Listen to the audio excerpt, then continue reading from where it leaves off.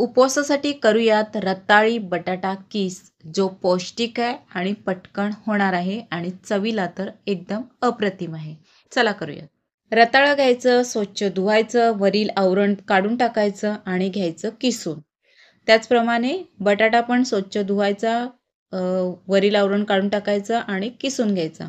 हे रताळं आणि बटाट्याचे दोन्ही किस मी किसून घेतलेले आहेत. 1-2 चमचे तूप घालायचं.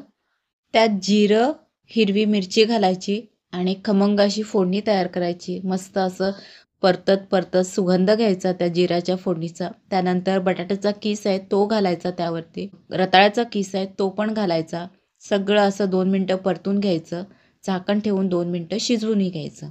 हे जे पॅन आहे ना त्याचं कोटिंग थोडं वेगळंच आहे, त्यामुळे काहीही करा त्याच्यामध्ये थोडं सुकं काही करतं ते चिकटतं, ते चिकटलं आहे.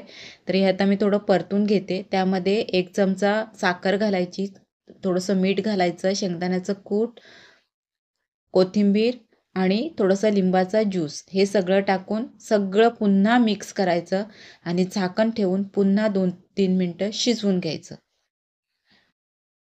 तयार आहे आपलं रताळं बटाटा किस, जो पटकन होतो, झटपट होतो, चवीलाही छान लागतो.